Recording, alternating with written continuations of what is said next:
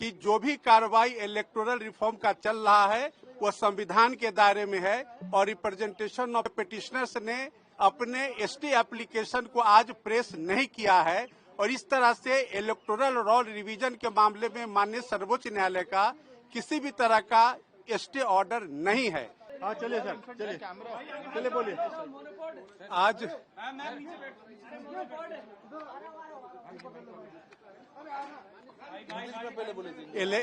Electoral roll revision का जो मुकदमा सुप्रीम कोर्ट में आरजेडी और दूसरे जो एनजीओ ने फाइल किए थे वो सारे पिटीशंस आज सूचीबद्ध थे माननीय वेकेशन बेंच के समक्ष। उस सारे मामले पर सुबह 11:30 बजे से सुनवाई अब तक चली है और पिटिशनर्स का यह कहना था कि जो इलेक्टोरल रोल रिवीजन की कार्रवाई इलेक्शन कमीशन ऑफ इंडिया के द्वारा बिहार के अंतर्गत किया जा रहा है वो बिहार में आने वाले यानी कि नवंबर 2025 में जो चुनाव होना है उसके मद्देनजर किया जा रहा है, ऐसा उनका एलिगेशन था इलेक्शन कमीशन ऑफ इंडिया के ऊपर।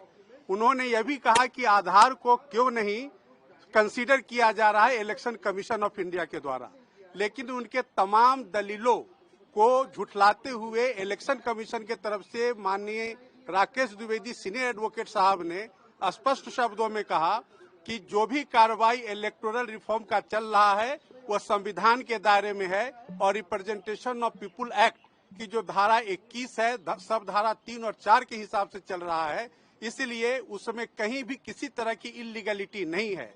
तो प्रमा फेसाई माननीय सर्वोच्च न्यायालय ने जो इलेक्शन कमीशन ऑफ इंडिया की दलील को कंसीडर करते हुए विपक्ष को किसी भी तरह का इंटरिम स्टे ऑर्डर देने के लिए इच्छुक नहीं थी। माननीय न्यायालय के मूड को भांपते हुए पिटिशनर्स ने अपने स्टे एप्लीकेशन को आज प्रेस नहीं किया है और इस तरह से इलेक्टोरल रोल रिवीजन के मामले में माननीय सर्वोच्च न्यायालय का किसी भी तरह का स्टे ऑर्डर नहीं है, यानी कि election commission of India electoral reform को आगे करेगी। रिवीजन जो है इलेक्टोरल रोल्स का बिहार के अंदर वो चलता रहेगा और अगली तारीख 28 जुलाई 2025 माननीय सर्वोच्च न्यायालय ने मुकर्रर किया है।